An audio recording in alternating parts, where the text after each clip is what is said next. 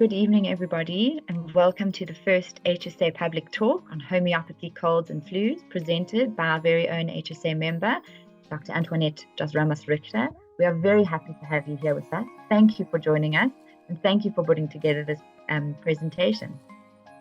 Pleasure, Laura. Thank you for having me present for HSA. I'm going to discuss homeopathy, how it came into being, some of our rules and regulations. Secondly, I'll discuss a little bit about the cold and flu. And then thirdly, I'm going to discuss the approaches that we as homeopaths use in approaching a patient with cold and flu. Then fourthly, I'm going to touch on the research that is done in homeopathy to show you that homeopathy is certainly more than placebo and it is effective in treating colds and flus. And finally, I'll touch on some treatment tips and preventions and what is available out in the complementary field for your interest. So homeopathy was founded by Dr. Samuel Hahnemann in the 18th century. He was a medical doctor practicing at the time, and he just grew very disillusioned with the state of medicine at the time. So at the time, they would use treatments like venesection, which means they would draw blood from patients. And one particular event was where an emperor came in and they drew blood from him 4 times. He had fever within a period of 24 hours, and he actually died. So this was not good with Hahnemann. And Hahnemann eventually stopped practicing medicine for a while, but because he had a family and he had quite a few children, to supplement his income, he continued by writing and studying chemistry. He quite enjoyed chemistry and he was a prolific writer. So he also went on to translating books. So he translated and he wrote, and in the 1790s, he had to translate a book by a certain doctor. And in the book, they wrote about quinine. And they wrote about cinchona bark, Peruvian bark, which is a remedy we know as cinchona. And what happened there, he read that the cinchona was used to treat intermittent fever. So it was basically, we know later, used to treat malaria. So there was a specific reason they said why it worked in curing malaria. But what he noted from the work was that when taken in a poisoning form, if you took too much of the cinchona, you would develop an intermittent fever and symptoms of malaria. And then Hahnemann postulated that it was because of the symptoms it could cause, it could cure them. And this is how the original thinking began with homeopathy. So he started to work on this concept because he wanted something more natural. He was more of a natural guy. He wanted to follow more of the natural laws. In fact, when he was practicing medicine, he was also known, they referred to him as being a dietitian. So he would want to use treatments that were softer and that would follow more the natural laws. So homeopathy is a holistic system of complementary medicine, and its treatment focus is likes, cure, likes. So what something can cause in the toxicology, so when we do a poisoning, what it can cause when given to healthy people with the same symptoms, it can cure. We will discuss that a little bit more in detail later. Just to let you know, also the remedies, they get diluted, they're serially diluted. That's why we don't get poisonings when we give them to healthy people. And we'll discuss that in a few slides. And then the medicines are made from various plants, mineral and animal products. So for example, a plant remedy, if you look at poison ivy, it's a shrub that we know that's in some of the gardens. That remedy is called rustox. We get like your berries that are poisonous called the deadly nightshade, and they make a remedy called belladonna. If we look at minerals, we get things like arsenicum, arsalb, which is made from arsenic. Also calcium carbonate makes a remedy called calcarea carbonica. And if we look at some of the animal products, if we take crushed bees, it's a remedy called apis mellifica. Or if we look at venoms, one in particular that comes to mind is Lachesis mutans. It's made from a snake venom. So all these things in the natural crude form that are given to healthy people, and they produce symptoms, what we call approving. So the healthy people take these medications and then they produce symptoms. And then what happens is, in basic, is when a sick person comes in with the same symptoms, we give the same remedy, and that's where like cures like. But we'll go into that in the next few slides. So just a little bit about homeopathy in South Africa, just to let you know that we've got 2 university institutions, UJ in Johannesburg and DUT in KwaZulu-Natal, that actually produces graduates, and they follow a course that they go through, and then once they complete their course and they do their dissertations, they then register with the Allied Health Professions Council of South Africa. This is our regulatory board, and the regulatory board ensures the safety of the public. So our scope of practice, how we're allowed to practice, what we practice, you have to be registered and you are then regulated. So you can't just do whatever you want to be a homeopath. It's a well-regulated body. And then also your practitioner should also have a BHF number, which is a Board of Health Funders number. So this is a practice number, so that once you come to see your homeopath, you can then submit your claim to your medical aid and you should be able to be reimbursed. Thirdly, your homeopath should have a dispensing license. Okay.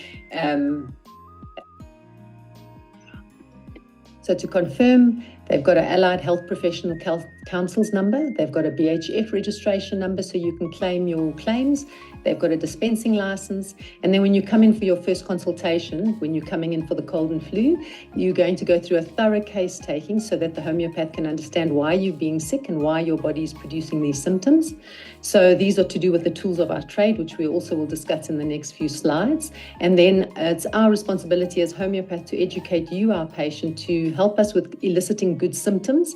A homeopath doesn't really do very well if you come in and say, I've got a general headache and I just don't feel well.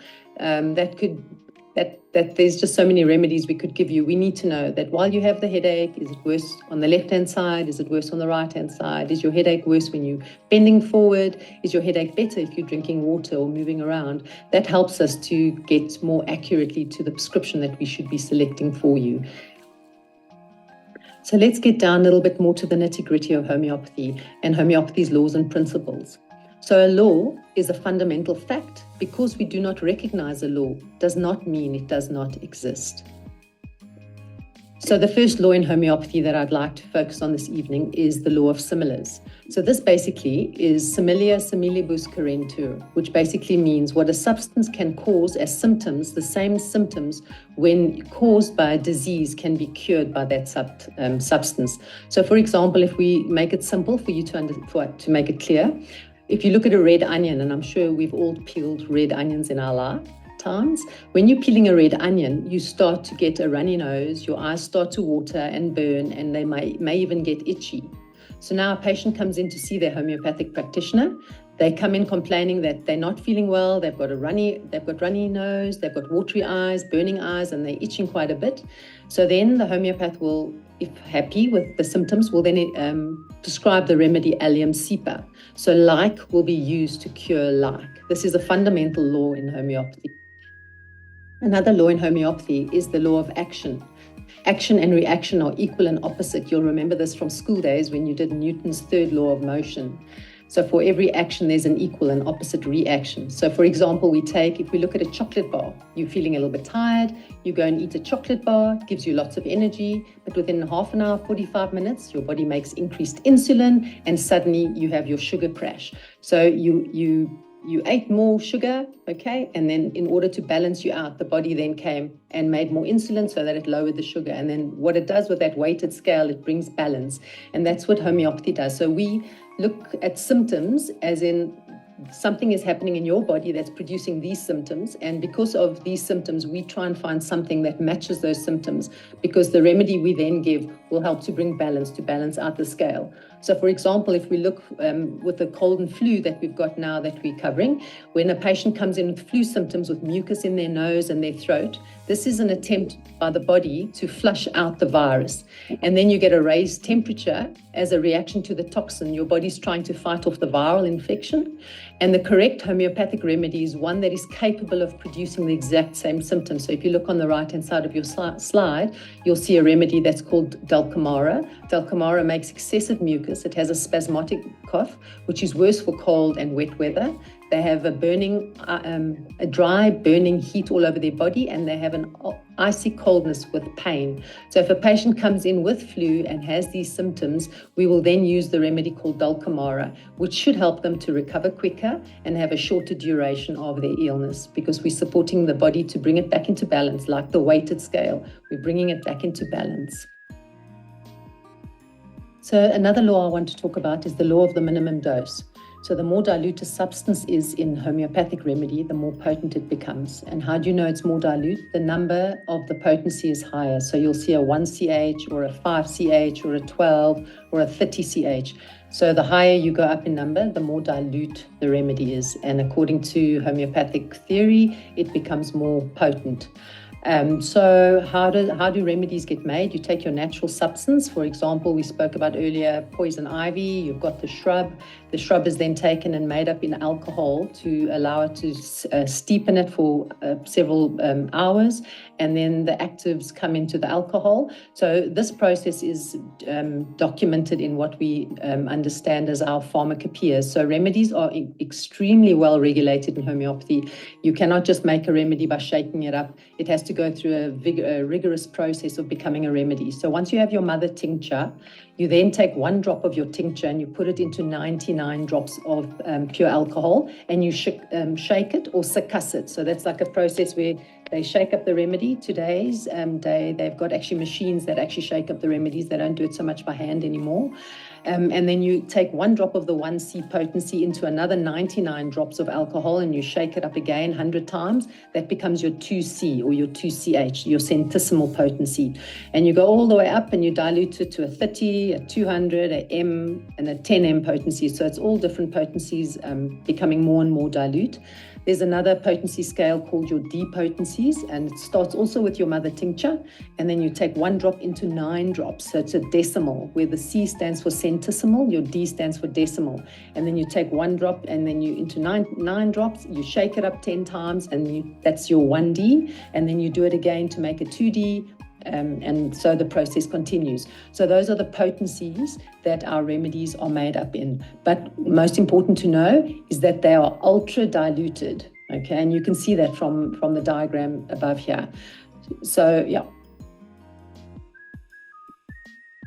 Our next law is the law of individualization. So this is rather an important law, because we believe, if you look on the right-hand side of the diagram we have over here, your psychological, your neurological, your endocrine, and your immune system, the whole time is in balance, trying to maintain balance. So when the body starts to go out of balance, whether it is that you're working too hard or you're sleeping too little, whether it is that you're eating too much sugar, or whether it is that you've got a very stressful home environment that you're living in, what happens is, for the body to try and find balance, your PNEI system re-regulates. So oftentimes before we get actual symptoms in an organ, that an organ is diseased, that patients oftentimes go to the doctor because they've got diabetes or they've got an organ that is sick.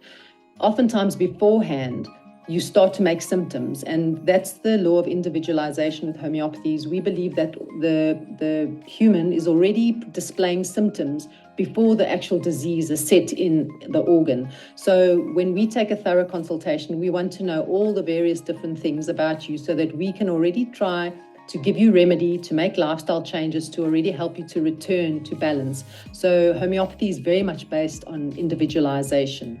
Let's just read. It says, each person is an individual, and homeopathic treatment should be tailored to each individual's specific symptoms and condition.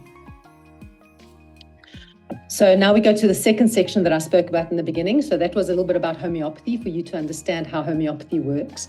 Secondly, we're looking at homeopathic dosage forms. How do we prescribe our remedies? How are they made? So once you got your 2CH or your 30CH that's made up in the alcohol is then used to impregnate the granules or the powders or the tablets or the pellets. And you can see an example on the right-hand side here, the little pellets that you get given. There's also homeopathic injectables. Some of us like to use homeopathic injectables that are in ampules. You also get homeopathic remedies that are then put into creams and gels and ointments.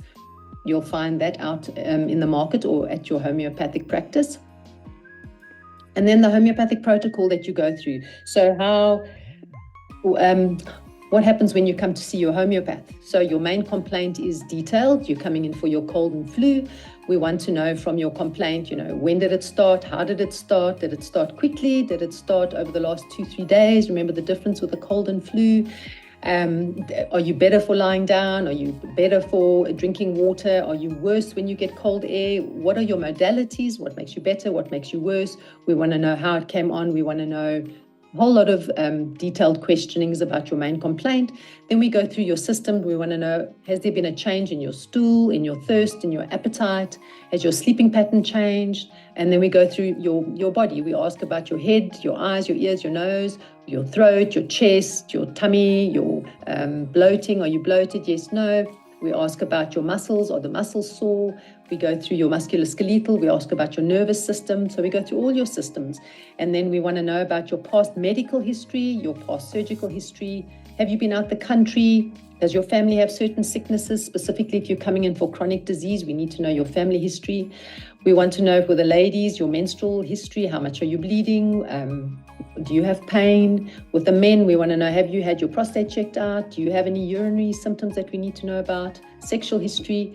And then we want to find out about your occupation, your medication that you're on. Do you have any diseases that have been diagnosed? Sometimes patients come in, they've got complaints, but what happens is they're taking medication for a certain amount of years, they've got nutritional depletions, and unless we actually know that because of the medication that they're on and we don't replenish the depletions, we won't get the patient better. And in this incident, if you've got a patient and he's taking some form of chronic medication for years and years, and he keeps getting sick, but you then go and discover that he's on a certain drug, and if you replenish certain vitamins that the drug is causing to be depleted, suddenly the patient stops getting sick. So we look for the underlying cause for illness, and that is very much the importance of taking a thorough case history. So we also look at the patient's diet. Are the patients exercising? A simple example is if you've got children and they keep getting sick, for me, it's critical that you need to find out how much sugar are they taking. If you're taking in more than a certain amount of sugar a day, your immune system is being suppressed. So is it that you have a weak immune system, or is it that you're taking in too much sugar? So we pride ourselves in our consultation, in our case taking, to try and understand what's going on in your life, what are the underlying causes, can we remove them? Like Hanuman did back in the old days, he liked to stick to what Hippocrates had proposed: good lifestyle, good diet, good exercise. So then we've taken our consultation. We now move over to the physical examination. So your homeopath will look at your vitals, your blood pressure, your pulse, your temperature. We will look at CAG cold, which stands for clubbing. We look at your fingers, at the tip of your fingers. If they club, if you are exposed to too little oxygen, there can be changes in your fingertips. We look if you're anemic, do you have too little iron? If your iron levels are too low, you can also be susceptible to colds and infections. We look if you have jaundice, if there's a little bit of yellow discoloration. We look if you are a little bit blue, if there's cyanosis, if we're worried maybe the chest infection, you've come in a bit late, you're not getting enough oxygen. We look at edema, which is swelling, lymphadenopathy. We look at your lymph nodes. Are they swollen? Especially in the kids, we examine that. We look if you are dehydrated. We then, because you're coming in for the cold and flu, we then go and look at an ENT examination, your ears, nose and throat, and a chest examination. We then come to a differential diagnosis, and then we might send you out for a procedure, for example, a blood test, or we might send you for a chest x-ray, or for an MCNS, is where we actually take a sputum sample and we send it off to the laboratory. If you don't get better, you might need an antibiotic treatment. So already while we're starting to treat you, we already have sent off a sputum sample. So in 3 or 4 days, if you are not better, you can arrive at your GP with your result and ready for the correct antibiotics, not just a generalized antibiotic. We look at diagnosing and treating, if we are able to treat you with the results we get, and if we are not able to treat you because you are too sick, your oxygen is too low, we then will refer you to a specialist or to the GP to help us. So now moving on to our second section, the most common viral infection in humans is cold and flus. Acute upper respiratory tract infection are the most common diseases in humans, and there are over 200 serological viruses. That means there's over 200 viruses that they have found in the blood of humans. So your causative agents in the common cold are usually your rhinoviruses. They're the most responsible for the common cold. Then we also get viruses like the coronavirus, the respiratory syncytial virus, and your parainfluenza virus. Your symptoms of cold and flu, we're going to go into more detail just now, is your runny nose, stuffy nose, sneezing, sore throat, mild to moderate cough, fever, which tends to be more on the mild side. Diagnostically, we're looking basically at your symptoms. So through a thorough case taking and our physical exam, we will pick up that you are sick. Laboratory tests are really referred for unless the practitioner is concerned and you are getting sick and we're worried about a complication. So a little bit more common colds they tend to be self-limiting, contagious. They are airborne droplets that are coughed or sneezed by sick people. So really very important. We all learned from COVID that when you cough, you need to cough into your elbow. Also, when you go out from the house, that's fine. When you're touching all different surfaces, please try to wash your hands before you actually touch on your face, specifically your nose or your eyes if you scratch on, because you can get the virus into your system. So watch out for infected surfaces. And remember, your common cold is a leading cause of acute morbidity, which means acute sickness. And it's the leading cause for missed days at school for children and also work days. So your adults get 2 to 5 colds a year, and whereas children get 7 to 10 colds a year. So it's important to try and help our children to adhere to hygiene principles, which will help them to reduce their exposure to viruses. So now looking at influenza. Influenza is basically caused by influenza type A and or B. So your symptoms here, we're looking at is high fever, sudden onset of high fever with severe body pain, headaches, fatigue, dry cough, and sore throat. Sometimes you get digestive symptoms, but not always. I'm sure if you all just close your eyes and think back a little bit, you can all remember the time you had you had a flu. The symptoms are definitely much more severe. So also, once again, it's based on symptoms and physical examination. If we want to test, we then take the mucus, your MCNS, we take a swab and we send it off to the lab to actually do a PCR test of which viruses you do have in your system at the moment. So confirming again that your flu is usually caused by influenza virus A. So what we have to watch out for here is our vulnerable populations. That's people over the age of 65, newborn babies, chronic disease patients, and immune deficient patients.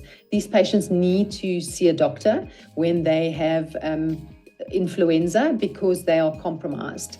So remembering your flu viruses, they enter also to your mucous membranes of your nose, your eyes, and your mouth. They are also contagious through droplet infection, through coughing and sneezing and talking, but they are less contagious through surfaces. So you don't really pick them up as much with your hands on surfaces. But as I've said a few minutes ago, is that it's very important that we need to keep our hands washed and we need to sneeze or cough into our elbows and not just open into the air. And it's important to teach our children to do this. Here's just a table I've put between cold and flu, but I'll leave this for your perusal. And then what I'm going to do is move to the next slide. Over here, it's a little bit more in detail. So if we look at the difference, because that's what we said, we wanted to teach you the difference between a cold and a flu. And by the time you leave here this evening, I would be very comfortable to know that you definitely can understand the difference between a cold and a flu. So if we look at a cold, the onset is usually within 1 to 3 days. It comes on a little bit slower, whereas a flu, you wake up and you have the symptoms. You're starting to feel very bad, or later in the day, suddenly you just start to feel really bad. The severity with a cold is mild to moderate, while with a flu, the severity is usually moderate to severe. Your colds can be a little bit self-limiting, not necessarily if the patients are vulnerable, it's not necessarily self-limiting, so just be aware. Whereas your severity of your flu tends to be more intense and it begins more abruptly. Fever, with a cold, it's not so common, whereas with flu, fever is common. Headaches are rare with a cold, but they're common with the flu. Sore throats are common with a cold, but they are occasional with the flu. Aches and pains are mild with a cold, but they are moderate to severe. I think everybody can just remember that flu that they once had, how bad the body pains can be. Chills are uncommon in your cold, and they are moderate to severe with flu.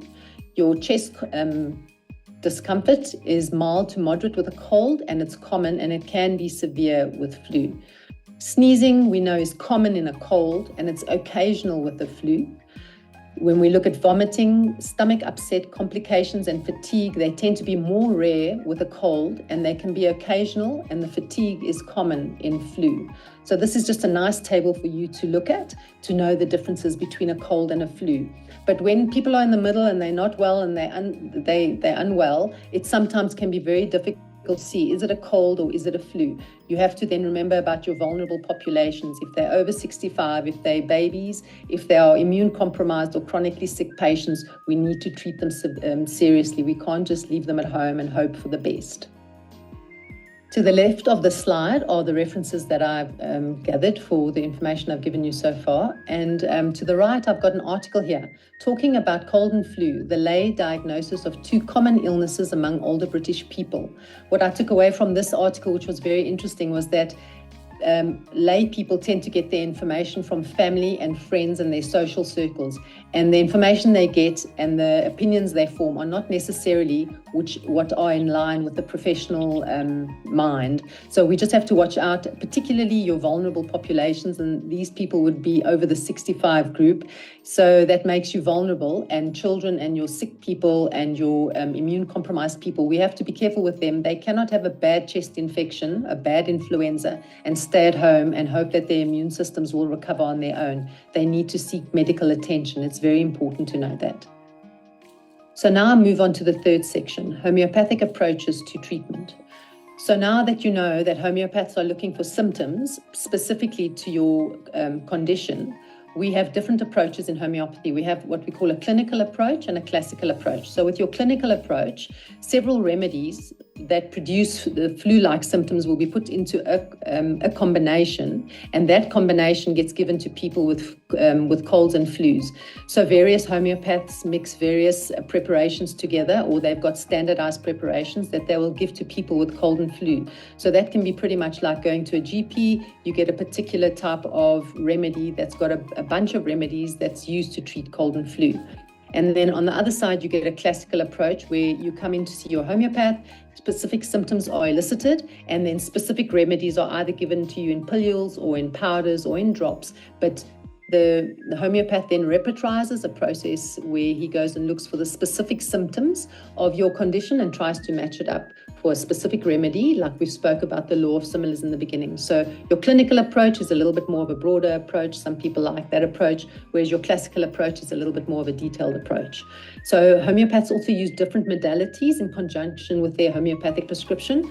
So some will use a process called biopuncture, where homeopathic remedies in ampules are actually injected into patients. They can use this for the cold and flu. There's preparations for that. And then there's various other inflammatory immune protocols that get done through biopuncture.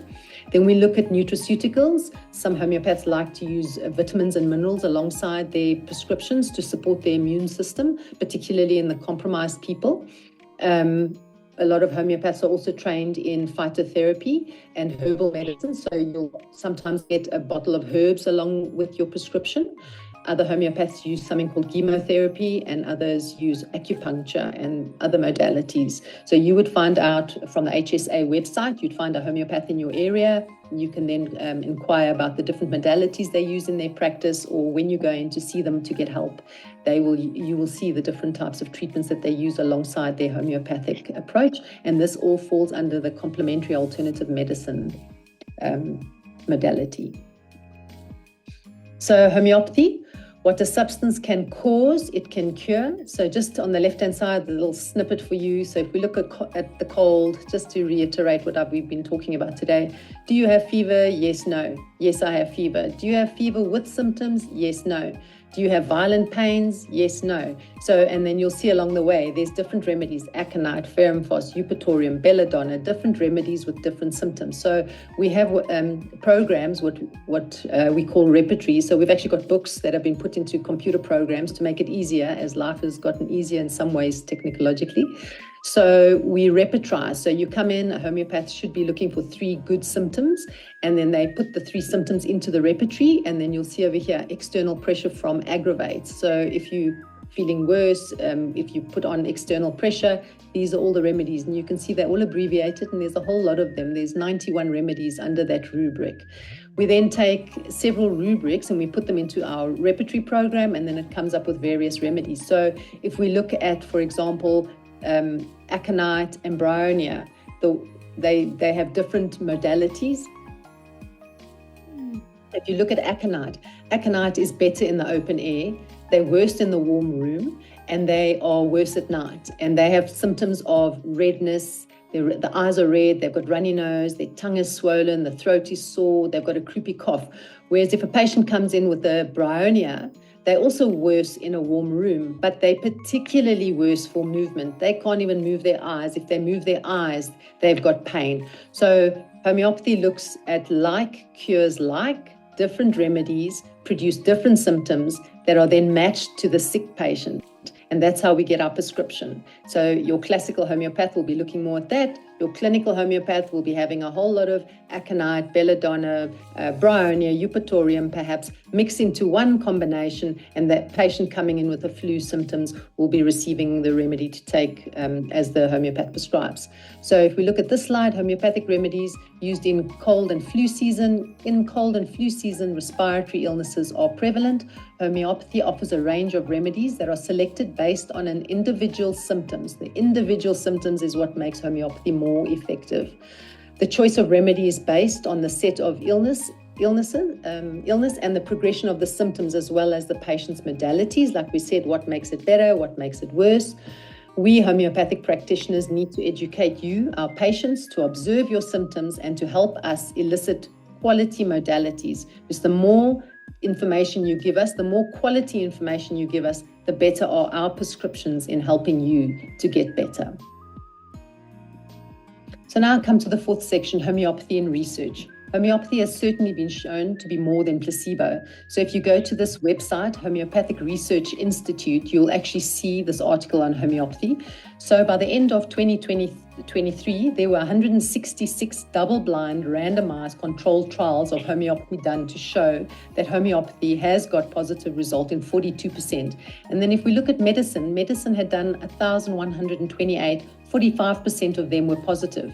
We had 3% negative results, they had 10% negative results, and to show that there is effectivity in homeopathy. So if we come to this article, I put it here for you. This is an article in the veterinary department, and what they want to see is they want to see that homeopathy and phytotherapy be included into their system by 2030, and they want to see more organic farms. The problem that they write in this article is that we are seeing more and more antibiotic resistance, and once antibiotics is not able to help, we are in grave danger as a population. So it was very nice to see them. I just want to quote a little bit something that they wrote. Based on the meta-analysis, homeopathy should be classified provisionally in the group of therapies which are effective but need further research. I found that to be quite positive, and if you read through this article, it is quite positive how they explain homeopathy in veterinary medicine.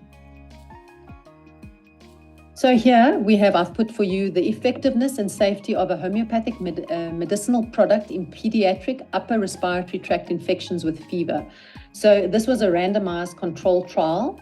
Patients received on-demand symptomatic standard treatment or standard treatment plus homeopathic medication for 7 days. And the outcome was based on the symptoms and the fever resolution and a symptom survey. So in this particular study, 261 pediatric patients under the age of 12 were used. And what they found is that the group with a homeopathic medicine used less symptomatic medication. The symptoms resolved significantly earlier, and they had a higher fever-free child from day 3 onwards. The survey also showed significantly less severity in the condition. So that's one study showing in favor of homeopathy. Here, for otitis, that's for ear infections, we've got 40 clinical studies that were published until the end of 2018, and then a different clinical approach was used in these studies. They individualized high dilutions versus non-individualized complex drug formulas, and they had mixed results. So 21 different medicines were used in a minimum of 2 published studies. So several studies have demonstrated benefits on patients' quality of life and symptoms according to scoring or equivalence with conventional medicine. So what they show here is that if homeopathy was at least shown to be as effective as medical treatment in treating otitis. Here we have a randomized controlled trial of a homeopathic syrup in the treatment of cold symptoms in young children. So here we have a randomized controlled trial where they've taken the syrup to see if it was effective in treating the cold symptoms in preschool children. as minimal effectivity is seen with decongestants, antihistamines, and cough suppressants. So they took 2 to 5-year-olds diagnosed with upper respiratory tract infections, and in a randomized way, they gave some homeopathic syrup and others placebo, and the medicine was administered for 3 days, and the parents assessed the severity of symptoms. In conclusion, the homeopathic syrup appeared to be effective in reducing the severity of the cold symptoms in the children on the treatment. Another study we have, a controlled evaluation of homeopathic preparation in the treatment of influenza-like syndromes. So here what we have, it's a controlled clinical trial was conducted to assess the effectiveness of homeopathic preparations in the treatment of influenza-like syndromes. 237 cases received the test drug and 241 received placebo. Patients recorded their rectal temperature twice a day and the presence or the absence of the 5 cardinal symptoms, that is headache, stiffness, back pain, joint pain, and shivers, along with a cough, coryza, which is runny eyes, teary eyes and nose, and tiredness. So recovery was defined as a rectal temperature of less than 37.5 degrees and complete resolution of the 5 cardinal symptoms. And the proportion of cases who recovered within 48 hours of the treatment was greater among the group receiving the homeopathic treatment. So the results cannot be explained given our present state of knowledge, but it calls for further rigorous design and clinical studies. So basically with homeopathy, they say that they don't understand how it works, but they know that it works. So we need more investigation. It definitely does work, but we don't know how. So if we look back to the veterinary study, it was very interesting over there. They document that aspirin was used for 71 years in medicine before they actually got to understand the exact mechanism of how aspirin works. So with homeopathy, where the trouble comes is we don't understand exactly how it works, and this is where we get a lot of criticism. But hopefully the research can motivate you to use or to try at least homeopathy and see if it will benefit you. So the differences, now we go to our final section, just a little touch on the differences between conventional medicine and complementary alternative medicine. And then I'll show you some studies that were done. So over here, when we look at conventional medicine, when we look at health, we look at the absence of disease when we look at it from a medical standpoint. From complementary medicine, we're looking at balance. We're wanting to see that not just that that you don't have symptoms, we want to see that you are generally well and that your body is in balance. Medicine looks at disease, it looks at specifically at the organ that is diseased. With complementary medicine, we look at the disruptive forces. So we're looking a little bit more globally, not just at the organ that is being diseased. Diagnosis medically is obviously morphological classification based on the local etiology and the location. With complementary medicine, we look at that and we look at the functionality as well. And and then going to patient, we look at medicine, the patient is a passive recipient. And in complementary medicine, the patient must be an active participant. We expect that our patients are actively involved in making lifestyle changes to improve their quality of life. But this is a very big, complicated topic. And just to let you know that complementary medicine is really complementary to medicine. Many times people have chronic diseases that need medical treatment. Natural medicine cannot in any way help in certain conditions, in many conditions, but we can definitely benefit people alongside complementary medicine. I would just encourage you to read into it and to look into it. So a little bit more about the complementary and alternative research. I just went and found a paper just showing you the trials and the actual studies that have been done on echinacea, on zinc, on vitamin C, on ginseng, on garlic, on probiotic, to show some are beneficial as prevention and they've got evidence, and some have got evidence for treatment. Okay, but there is studies that are being conducted. So important tips for you. Sleeping habits have been shown to increase your susceptibility to colds and flu. You need to get 8 hours uninterrupted sleep. If you are not sleeping sufficiently, you're more at risk of getting the flu. There was another article showing Sambucus nigra as an alternative treatment for cold and flu. It's just random information.